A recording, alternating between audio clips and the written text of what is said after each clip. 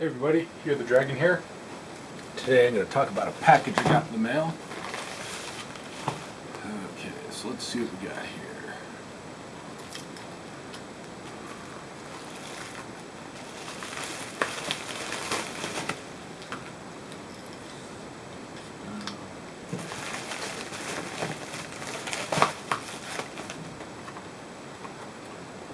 Fallkniven F1.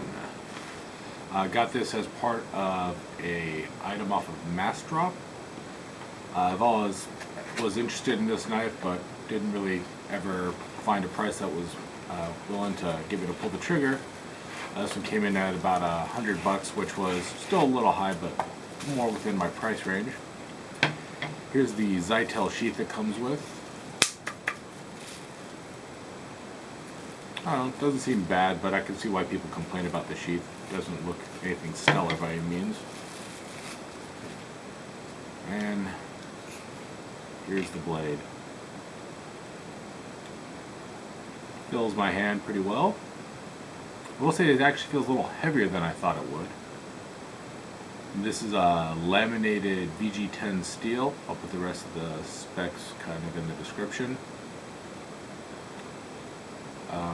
Just off the top of my head, I'll say that the grip feels actually pretty comfortable. The checkering definitely seems to provide a little more grip. I agree with some that the lanyard hole is a little more forward than I'd like. I think that personally I would have liked it a little closer to the back end there. Let's check sharpness out of the box.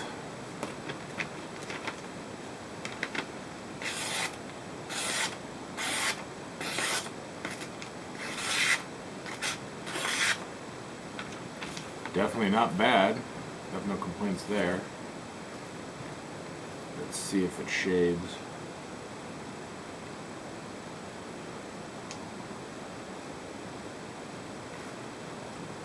Let's see. Oh yeah. Cool. So let's find some other stuff to test on and see what we got here.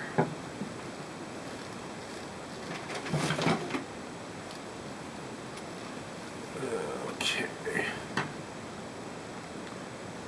Let's see.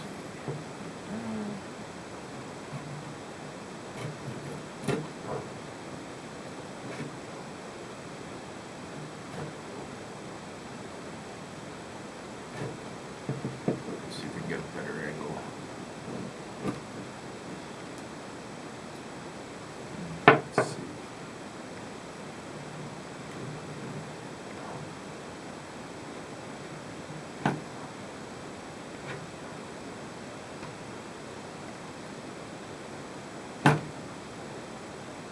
It cuts well. The blade is a little thicker than I thought it would be, which isn't necessarily bad. I think I'll obviously need a little more time to kind of make a fuller impression of it. But yeah, I definitely think this is going to be something decent. So I'm going to do some more tests, and then I'll kind of come back with a little bit of my final thoughts. Back. So I've been using the Fallkniven throughout the day today, and I gotta say it's a decent knife. The edge is really sharp and does a lot of tasks really well. Yeah, it's a great knife. Now, just to kind of give a comparison, I thought I'd compare it to two other companion knives that I own and use relatively often. One being the SE3, which I've actually had for quite some time, and then the Bark River Mini Aurora, which I recently purchased. So first thing I decided I was going to do was just do some feather sticking. And so here's the results with the SE3. Not sure how well that's going to come up. Clearly it does feather. The problem that I have is it's a little kind of rough, and I mean, it'll get the job done, but it's just kind of, that's a bad angle. Let me kind of adjust so I can show a little better. It's a little bit rough, and you have to kind of get the angle just right, but you can definitely feel a drag when you're pushing through. Now, second one I did was this right here, and this is the Fallkniven. really fine shavings for the most part. Got a couple of thicker ones, but I think in this case the convex edge combined with the weight allows it to do it. There's a little bit of drag again, but I mean it's minimal and it's really kind of smooth. So I definitely dig that. So yeah, it does a great job with that. Now, just to kind of give a heads up, the SC3 I also convexed using sandpaper and mouse pad, so it does get some pretty good bite. And last but not least, this is from the Mini Aurora. So this one glides effortlessly. I mean, it's little to no drag, and its shavings overall are noticeably finer. I mean, this stuff is beyond paper thin. So as far as creating feather sticks, the edge goes to the Mini Aurora. Now, on all of these were kind of like little pokers, just for like skewering. And when I chopped off the skewers, I will say that with the Fallkniven, I just pushed and rocked it, and it pushed right through. Didn't take much effort, popped right off. With the SC, I had to rock it quite a bit, kind of adjust the angle to try to get more off of it, and in the end I just ended up snapping it off. And with the Mini Aurora, once again I had to rock it and twist it a little, but this one did push through eventually. So in case of doing a kind of a push cut on this, in this case the Fallkniven wins out, and I think that has to do more with the weight of it and possibly the thickness. Next I want to see what would bite best into wood. So I did a couple of time passes. This one right here is the Fallkniven. Then after that was the SE3, and then finally was the Mini Aurora. Now, of these three, the Mini Aurora went deeper by a decent margin, not like massive, but it did go deeper, and I thought I'd give it a second shot. And in this case, you got the Fallkniven, the SC, and sorry, this one I believe is the the Mini Aurora, and then this is the SE. And this one was closer. I don't know if it's going to come up on camera, but the Mini Aurora barely beat out the SE. To kind of show you what I'm talking about.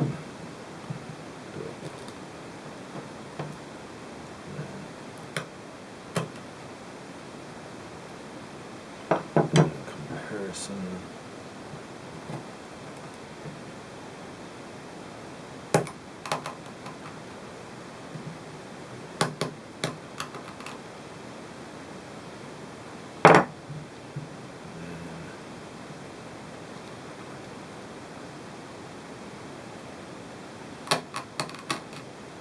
And you can just hear that the Mini Aurora does do a better job there. Now, it's close and almost marginal, but in this case, the cleanest cut definitely goes to the Mini Aurora, and then for depth, it edges out the SE just by a little bit, and the SE edges out the Fallkniven by just a little bit. Now, I'm assuming this has to do with the geometry and the thickness of the blade, makes it kind of harder to push through as deeply.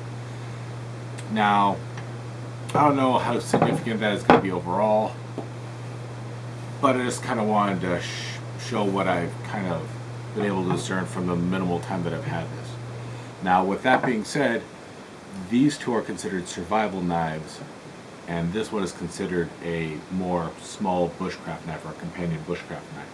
So I would expect that this one's going to excel at kind of woodworking tasks.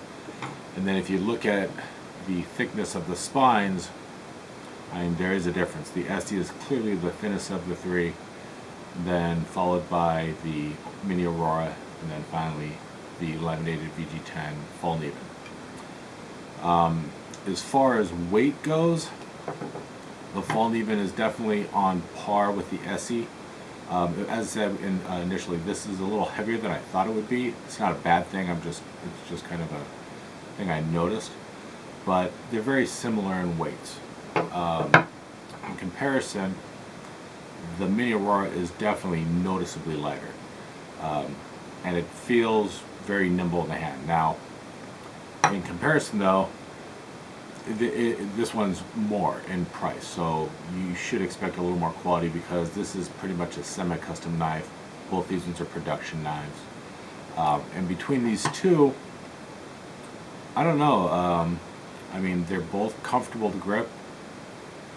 They're both really solid knives. I don't think in any three of these knives you're not going to go wrong. I've been very fortunate that I've kind of been able to bide my time and find either good deals or just save up and be able to get really decent quality knives. So I've been very happy.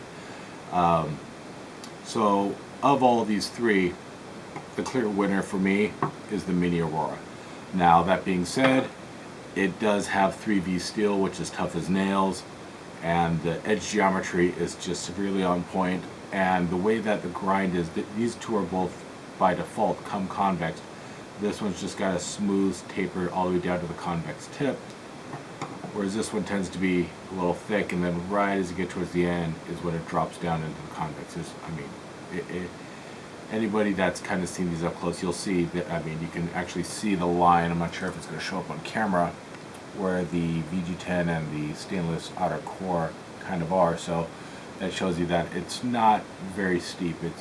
It's a full flat, and then it kind of drops at the end, which is similar to what this SE is now, although this is a narrower piece of metal. It just drops down, and at the end there's kind of a shoulder and it drops off. In time I might kind of play with this and kind of modify the grind to be a little bit narrower at the bottom, a little bit higher up, so it kind of bites a little bit better. But it's a solid knife, and regardless of whether or not it becomes something I use consistently, I've always wanted a Fallkniven, so I'm definitely happy to say that I've added this to my collection. So far my likes of it, I do like the edge geometry. As a woods knife, it's not perfect. It definitely has some things that can be improved. But as a general purpose knife, I think this is actually an excellent blade. The stainless steel means that I can do food prep and not have to clean it immediately, and that I can also use it in winter. This little piece of the Tang that sticks out on the back would be excellent at striking a ferro rod, as well as the back. It has a really good 90-degree spine. The handle is very comfortable. The lanyard hole, which many people have complained about before being too forward, is too forward. It would be much better if they just dropped it back here a little bit more, because when I have my hand on it, I can feel it. It's not the end of the world, but it's something I definitely do notice, and if I have my hand kind of slid to the back, it's more noticeable. And I always have an orange lanyard on the back of mine so that my son knows not to grab them because they're sharp tools. So beyond that, the knife itself is actually solid, spot on, well thought out.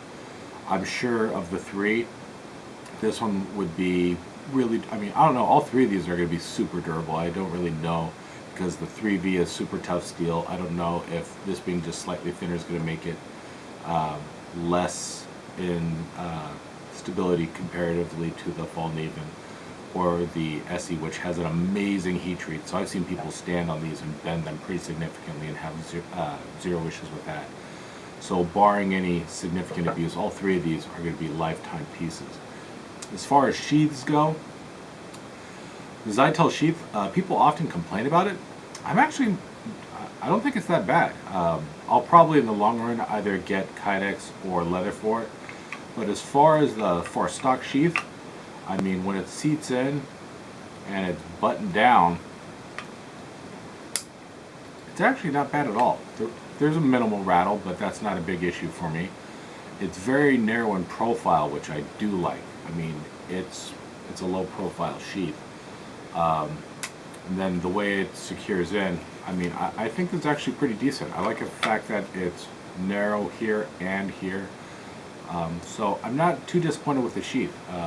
That being said, I possibly will upgrade it. I've been looking at leather sheaths for it, and there's some pretty cool stuff out there, so I will possibly jump into that some later date. Now the SE sheath is also, it's a good solid retention, minimal rattle. I put scout straps on it so I can carry it on my kind of weak side up front. With TKC scales, it's just solid. I do have a leather sheath for this as well. I just find that for current uses, I kind of find this a little bit more appealing to me. And then with the Mini Aurora, the sheath it came with is decent, but currently I do like this also, because for knives this size I prefer to carry them scout kind of on my front weak side. So if I do get a secondary sheath for this, it'll probably fall into that category too. Although due to its size, it might just be a little bit long for that category. Because it's, I don't know. Yeah, I mean, I could carry this on the weak side.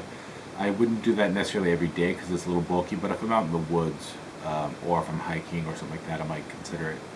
I also think that with this knife, I'd possibly let like my wife use it for food prep, because I cut up some onions tonight and kind of cut up some chicken, and it did a really good job. And since my wife primarily does cooking and stuff like that with her knives, if I decide to give her something a little more high class than a more, which is more than enough knife, I'd possibly go with this because it's clean, it's easy, it's just a good functional design.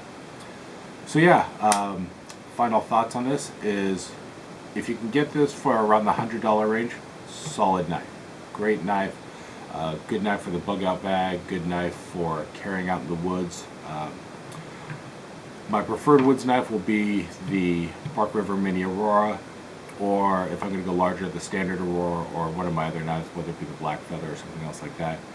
This knife just does amazing stuff in the woods. I mean, when it feathers like very shallow, very thin pieces, so they'll catch a little bit easier. But when making cuts, it does make good deep cuts. The profile of it is just, this thing is amazing on wood.